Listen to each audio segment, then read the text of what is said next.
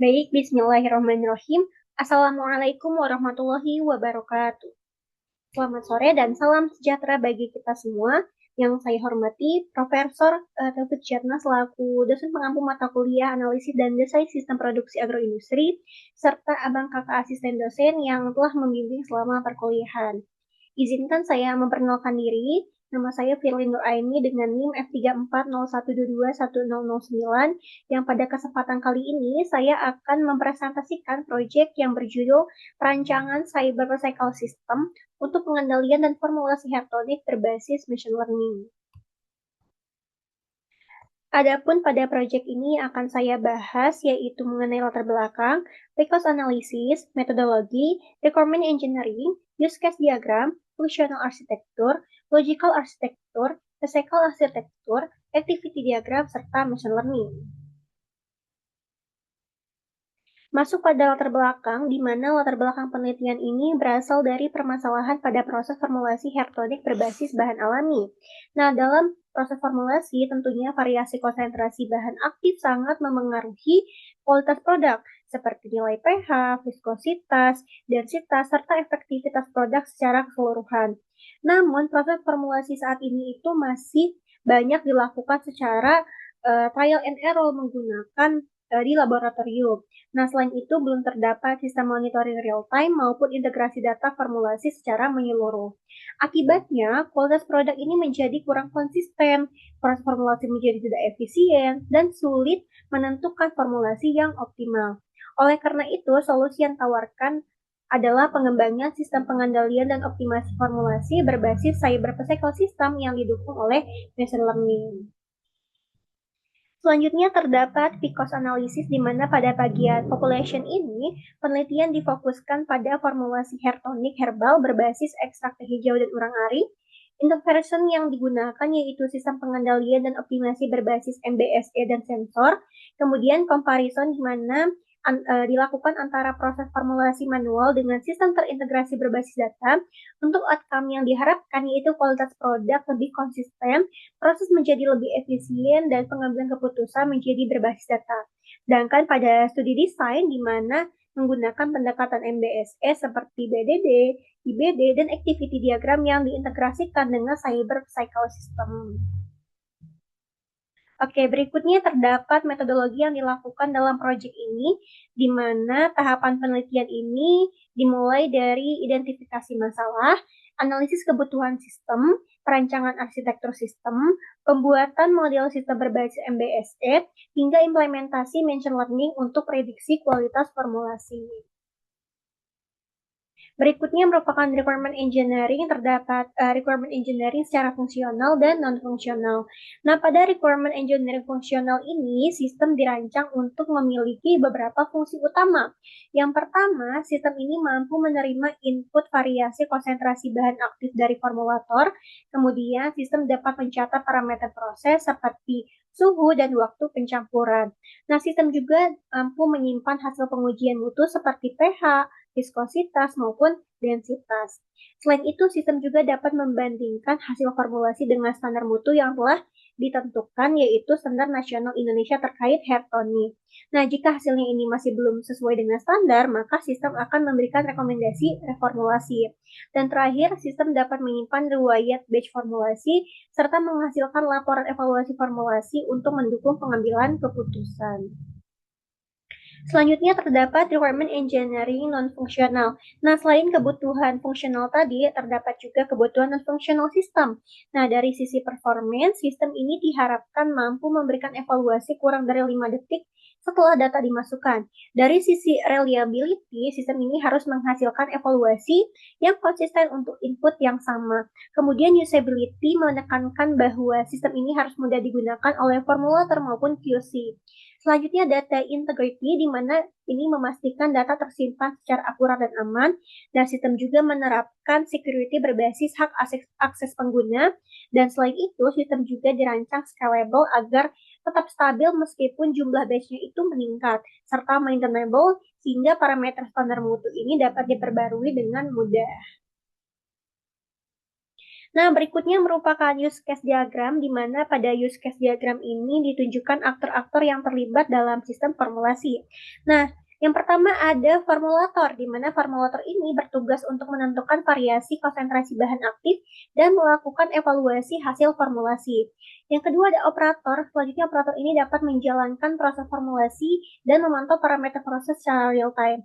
Selanjutnya quality control, di mana melakukan pengujian mutu dan validasi hasil formulasi, dan kemudian sistem ini akan melakukan pengendalian proses, analisis data, pemberian rekomendasi, dan penyimpanan data. Dan yang terakhir ada administrator, di mana administrator ini bertanggung jawab dalam pengelolaan data pengguna dan pengaturan sistem. Nah, berikutnya merupakan fungsional arsitektur yang telah dibuat, di mana arsitektur fungsional ini menggambarkan fungsi utama sistem dalam mendukung proses pengendalian dan optimasi formulasi Hartoni. Nah, sistem utama ini dibagi menjadi beberapa subsistem, yaitu formulation input subsystem, proses parameter control subsystem, formulation executive subsystem, quality monitoring subsystem, data management and machine learning subsystem, serta decision support subsystem. Nah, masing-masing subsistem ini memiliki fungsi spesifik namun tetap saling terintegrasi dalam satu alur sistem. Nah, pendekatan ini menunjukkan implementasi MBSE dalam mendeskripsikan fungsi sistem secara terstruktur.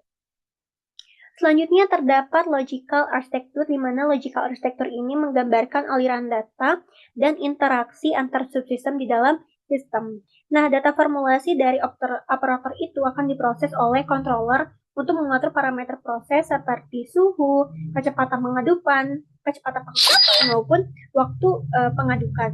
Nah, selama proses ini berlangsung, maka sensor akan melakukan monitoring parameter kualitas secara real time seperti pH, viskositas, densitas, dan homogenitas. Nah, data tersebut itu kemudian dikirim menuju database dan machine learning subsystem untuk dilakukan analisis dan prediksi kualitas formulasi. Nah, hasil prediksi ini kemudian ditampilkan pada dashboard sebagai decision support system bagi operator dan formulator.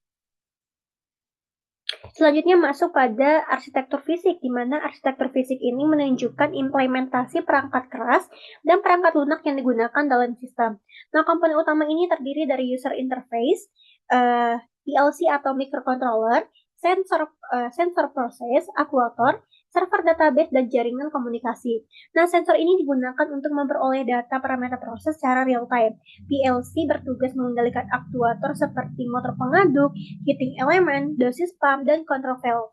Dan data ini kemudian diproses dan dikirim menuju server database dan machine learning system untuk dianalisis dan divisualisasikan melalui dashboard monitoring. Nah, arsitektur ini menunjukkan implementasi nyata cyber cycle system dalam proses formulasi Hartoni. Selanjutnya terdapat activity diagram, di mana activity diagram ini menggambarkan alur aktivitas sistem mulai dari input formulasi hingga diperoleh hasil prediksi kualitas produk. Nah, proses dimulai ini dari operator itu memasukkan parameter formulasi ke dalam sistem. Data kemudian diproses oleh controller dan digunakan untuk menjalankan proses formulasi pada mixing tank. Nah, kemudian sensor melakukan monitoring parameter kualitas secara real time dan data dikirim menuju machine learning subsystem. Nah, sistem ini kemudian melakukan prediksi kualitas formulasi dan memberikan rekomendasi optimasi proses apabila diperlukan. Nah, jika kualitas produknya ini telah memenuhi standar, maka batch formulasi dapat diterima dan disimpan pada database histori produksi. Namun jika masih belum sesuai dengan standar, maka dapat dilakukan reformulasi. Selanjutnya terdapat machine learning, di mana pada bagian machine learning ini, sistem mempelajari hubungan antara variabel input formulasi dan output kualitas produk. Input yang digunakan meliputi konsentrasi ekstrak teh hijau dan urang-aring, konsentrasi emulsifier, suhu pencampuran, kecepatan pengadukan, serta waktu pengadukan. Adapun output yang diprediksi yaitu nilai pH, densitas, viskositas, dan homogenitas apakah sesuai dengan standar ataupun tidak. Nah, model machine learning yang digunakan adalah random forest regression karena mampu menangani hubungan linear antar variabel dan memiliki performa yang baik pada data numerik. Nah, selain itu, model ini juga fleksibel, digunakan pada data eksperimen laboratorium, dan mampu memberikan prediksi yang cukup akurat. Berikut merupakan dataset machine learning yang berisi data dummy formulasi Hartronic yang terdiri dari parameter input dan output kualitas produk. Data dummy ini saya dapatkan dari AI untuk pengumpulan datanya ini. Nah, dataset ini digunakan sebagai dasar pelatihan model random forest regression. Selanjutnya, ada hasil simulasi di Google Colab, di mana berdasarkan hasil simulasi menggunakan Google Colab ini, model random forest regression ini menunjukkan performa yang cukup baik dalam memprediksi kualitas formulasi hair tonic. Hal ini ditunjukkan dengan nilai R-square sebesar 0,9087, yang berarti model mampu menjelaskan hubungan antar variabel sebesar 90,87%. Selain itu, nilai MI dan RMSE yang rendah ini juga menunjukkan tingkat error prediksi yang kecil, sehingga model dinilai cukup stabil dan akurat untuk mendukung optimasi formulasi berbasis data. Selanjutnya terdapat dashboard monitoring, di mana pada dashboard ini sistem menampilkan seluruh informasi formulasi Hartronic secara terintegrasi dan real-time. Di dalam dashboard ini juga terdapat beberapa parameter utama yang dimonitor seperti konsentrasi bahan aktif, suhu pencampuran, kecepatan mengadukan, serta parameter pengujian kualitas produk yaitu pH, viskositas, dan densitas. Nah, dashboard ini juga berfungsi untuk membantu pengguna khususnya formulator dan quality control dalam memantau proses formulasi secara lebih cepat dan terstruktur. Nah, selain monitoring, dashboard ini juga dapat menampilkan hasil analisis dari machine learning berupa prediksi kualitas formulasi dan rekomendasi formulasi yang optimum. Nah, dengan adanya dashboard ini, proses pengambilan keputusan menjadi lebih efisien karena seluruh data formulasi dapat dilihat dalam satu tampilan yang saling terintegrasi. Demikian presentasi proyek akhir yang dapat saya sampaikan. Dengan adanya sistem cyber cycle berbasis machine learning ini, diharapkan proses formulasi Hartronic dapat menjadi lebih efisien, konsisten, dan mendukung pengambilan keputusan berbasis data. Terima kasih atas perhatiannya, kurang dan lebihnya mohon maaf. Wassalamualaikum warahmatullahi wabarakatuh.